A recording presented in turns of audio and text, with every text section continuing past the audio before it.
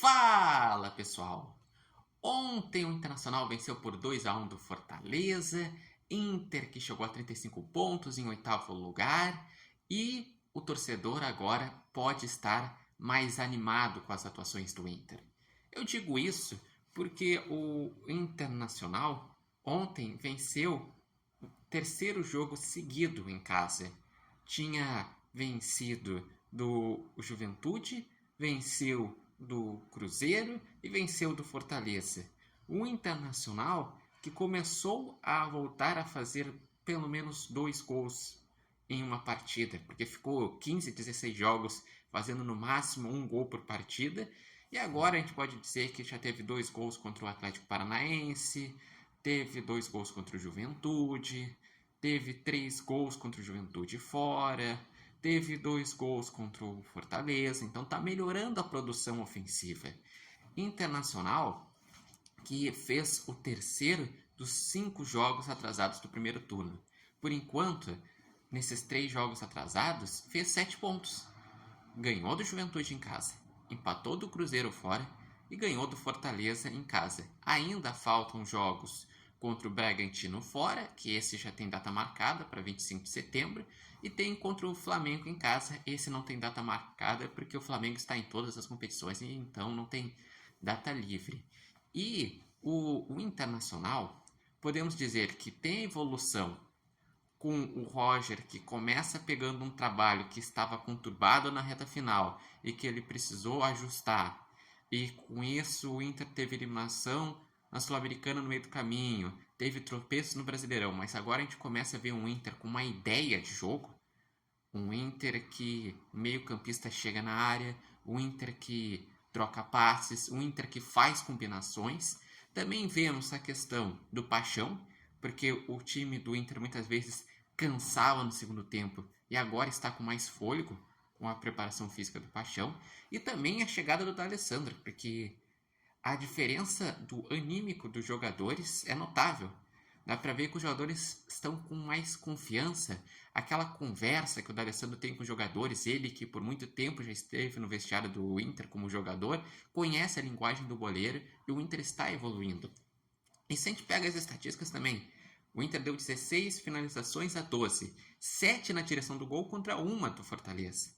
O Inter teve bem mais a posse de bola. Então, o Inter nos primeiros 30 minutos poderia ter feito uns 2 ou até 3, porque começou muito bem, com combinações, criando chances. Mas teve um gol anulado, que foi bem anulado, fez um gol numa bela jogada que foi finalizado pelo Alan Patrick e, enfim, começou naquele grande ritmo. Só que depois cansou, porque não tinha um ponta para fazer a transição e o Fortaleza adiantou as linhas, porque é um bom time, é um time que está brigando pelo título e acabou fazendo o gol de empate na reta final do primeiro tempo. Depois, no segundo tempo, o jogo estava equilibrado, mas na reta final o Inter conseguiu de novo dar um gás na partida e fez um gol com um garoto da base, o Gustavo Prata, que fez uma jogada que é importante, que é o Roger que treina, que é do meio-campista pisar na área. E por isso que acaba saindo o gol. Eu vi também a questão de falarem de arbitragem. Eu achei que a condução do árbitro, ele faltou critério muitas vezes nas faltas. Tava primeiro dando falta a todo momento, depois parou de dar um pouco faltas. Achei que não foi muito bem essa condução. E achei que sim, foi um jogo que teve um lance polêmico, que foi o lance do segundo gol do Internacional.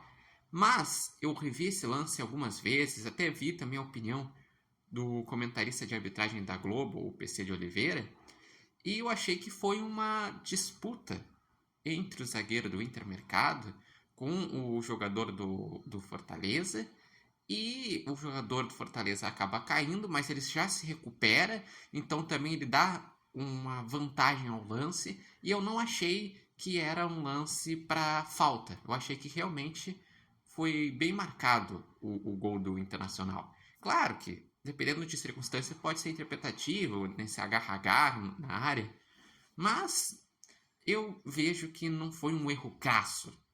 E eu vejo que o Fortaleza, que reclamou da arbitragem, ele tem que também ver uma questão importante. Nos últimos jogos, o Fortaleza está caindo de rendimento.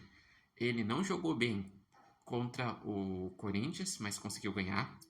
Ele não jogou bem contra o Botafogo e novamente fez uma partida mediana contra o Inter. Então, ele que está lá em cima da tabela precisa se preocupar em voltar a ter desempenho para daí sim conseguir se manter nessa briga contra o título contra o Botafogo. Porque para mim o Fortaleza nesses últimos jogos parece que está perdendo um pouco o fôlego dessa briga. Mas e vocês? O que acharam dessa partida do Internacional? Deixe aqui os seus comentários, quem vocês acharam que foi o destaque, falar um pouco sobre essa fase do Internacional, sobre essa fase do Fortaleza e o que vocês acreditam no Internacional. Porque eu digo que vaga da Libertadores é bem possível, porque muito provavelmente pelo menos um G7 deve abrir.